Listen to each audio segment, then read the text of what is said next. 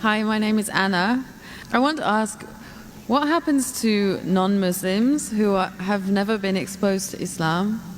And what if a non-Muslim says that the miracles of Jesus are bigger than the ones that Muhammad performed? Sisters asked two questions basically. What a non-Muslim who says, who has never been exposed to Islam, what happens to them? And secondly, if a non-Muslim comes and says that the miracles of Isa alayhi salam are greater, what happens to them? Point number one, if a non-Muslim comes and tells me that they have not been exposed to Islam, today in this world of science and technology it's difficult. Maybe if you asked this question 50 years back it was possible. Today in this age of science and technology, especially the media bombarding misconception about Islam, you are exposed to Islam, maybe the wrong Islam, maybe pseudo-Islam, that Muslims are terrorists, Muslims are fundamentalists, Islam is a religion of killing, it degrades the woman, it subjugates the woman. They may be exposed to Islam, but wrong Islam. Now what happens to a non-Muslim who's not exposed to the right teachings of Islam? I feel if a non-Muslim hears something in the media, or any human being hears something in the media, he should not take it for granted. The Quran says in Surah Hujurat, chapter 49, verse number 6, whenever you get information, check it up before you pass it on to the third person. Whenever you get information, it is important that the person checks up whether the information is right or wrong. As far as the message of Islam is concerned, what if a non-Muslim may be living in an island, maybe living in Timbuktu, or living somewhere where he doesn't have any knowledge of Islam? First, it's the duty of every Muslim to convey the message to non-Muslim, irrespective whether we convey or not. Allah says in the Quran in Surah Fusilat, chapter number 41, verse number 53, Allah says, سَنُورِيهِمْ آيَاتِنَا فِي الْآفَاقِ وَفِي أَنفُسِهِمْ حَتَّى يَتَبَيَّنَ أَنَّهُ الْحَقُّ. That soon we shall show them our signs in the furthest regions of the horizons until it is clear to them that this is the truth. Allah says that He will show the signs to every human being before the human being dies. He will show His signs in the furthest regions of the horizons until it is clear to them that this is the truth. So Allah takes it up upon Himself that He will convey this message to each and every human being, whether he's born in a Muslim family or non-Muslim family, whether he's born in a Muslim land or non-Muslim land. Allah will give this message to every human being. That's the reason there were some surveys done in 1950 in two tribes. Now these two tribes, the Kapauku tribe and the Australian Aborigines, these two tribes did not come in contact with modern civilization till as late as 1950. When the researchers went and tried to find out what was their way of life, these people, they believed that God was one. They believed He alone should be worshipped. They believed He did not beget anyone. They did the sajda, they did prostration for worshipping that God. It was everything of Islam but in name. So when no external influence comes on a human being, that person submits his will to God. That's the reason our beloved Prophet Muhammad said, every child is born in Deen al-Fitr. Every child is born in the innate religion. He is born as a Muslim. Our beloved Prophet Muhammad said, every child is born as a Muslim. Muslim means a person who submits his will to God. Later on, that person may be influenced by his parents, by his teachers, by his elders. He may start doing fire worship, he may start doing idol worship, and then may deviate on the wrong track. That's the reason when a non-Muslim accepts Islam, the more appropriate word is revert. He was a Muslim, born as a Muslim, he gets converted to a wrong religion, comes back to the original faith, that is Islam. So the right word is revert.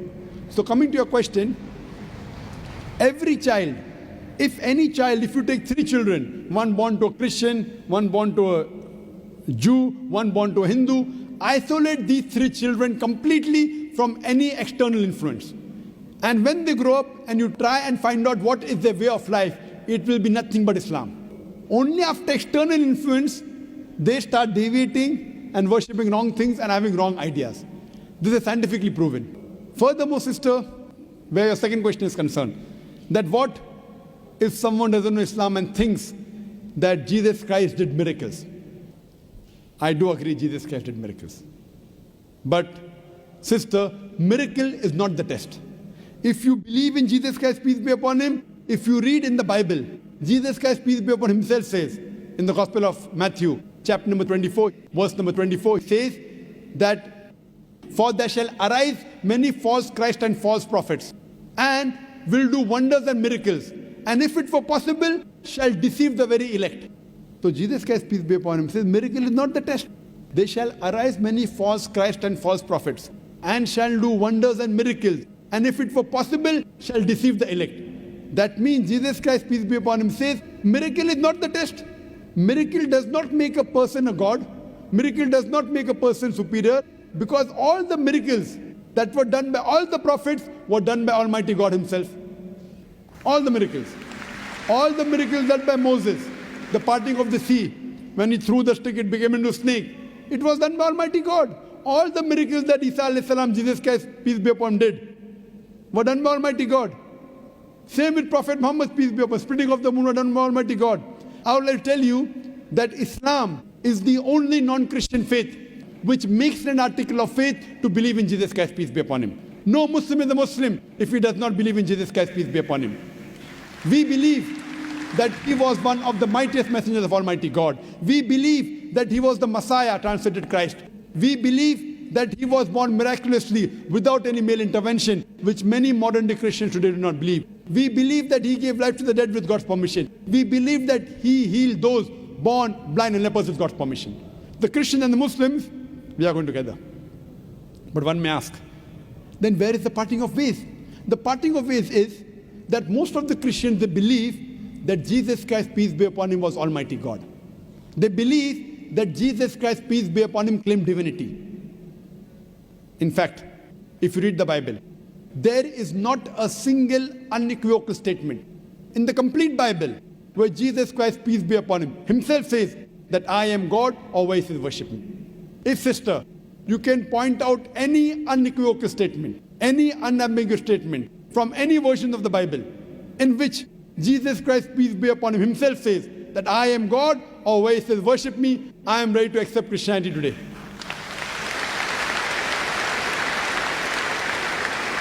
In fact, if you read the Bible, Jesus Christ, peace be upon him, said, it's mentioned in the Gospel of John, chapter number 14, verse number 28, Jesus Christ, peace be upon him, said, my Father is greater than I.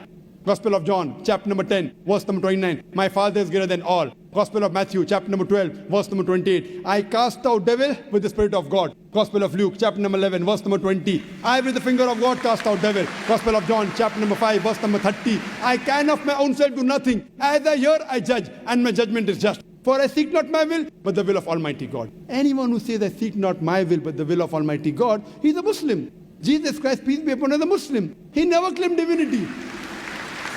He never said that he was Almighty God. He clearly mentioned, it's mentioned in the Gospel of John, chapter number 14, verse number 24. He said that the words that you hear are not mine, but my Father's who has sent me. It's mentioned in the Gospel of John, chapter number 17, verse number 3. This is life eternal, so that you may know there is one God and Jesus Christ who thou hast sent. It clearly mentioned that Jesus Christ was a messenger. It's mentioned in the Gospel of Matthew, chapter 19, verse number 16 to 18, that a person approaches Jesus Christ, peace be upon him, and asks him that, good master, what good things should I do so that I shall enter eternal life? So Jesus Christ, peace be upon him, says, why thou callest me good? Leave aside God, G-O-D. Why thou callest me good, G-O-D? For there is only one good, and that is the Father in heaven. And if thou want to enter eternal life, you keep the commandments. Jesus Christ didn't say that if you want to enter eternal life, if you want to go to paradise, believe I'm God. He didn't say that you believe that I died on the cross for your sins. What he said, if you want to enter eternal life, if you want to enter paradise, you keep the commandments. And it's clearly mentioned in the book of Acts, chapter number 2, verse number 22, that ye men of Israel, listen to this. Jesus of Nazareth, a man approved of God amongst you by wonders and miracles which God did by him, and you are witness to it. What does it say? Jesus of Nazareth, a man approved of God amongst you by wonders and miracles and signs which God did by him, and you are witness to it. Regarding a question of miracles, what does the Bible say? Book of Acts, chapter number 2, verse number 22. A man approved of God amongst you by wonders and miracles and signs which God did by him, and you witnessed to it. So all the credit goes to Almighty God. And Jesus Christ was a man. All the miracles were done through Almighty God. So all the miracles, all the messengers did were done by Almighty God. They came to testify there was one God. But Jesus Christ also said in the Gospel of John, chapter number 16, verse number 12 to 14, that I have many things to say unto you, but ye cannot bear them now. For he, when the Spirit of truth shall come, he shall guide you unto all truth. He shall not speak of himself. All that here shall he speak. He shall glorify me. Now this prophecy is prophesied no one but the last and final messenger, Prophet Muhammad, peace be upon him. So if you're a true Christian, and if you believe in Jesus Christ, peace be upon him, Jesus Christ, peace be upon him, said, I have many things to say unto you, but ye cannot bear them now. For he, when the Spirit of truth shall come, he shall guide you unto all truth. He shall not speak of himself. All that here shall he speak. He shall glorify me. This prophecy is prophesizing no one but the last and final messenger, Prophet Muhammad, peace be upon him. So if you're a true Christian, you should believe in the last and final messenger, Prophet Muhammad, peace be upon him. Hope that answers the question, sister.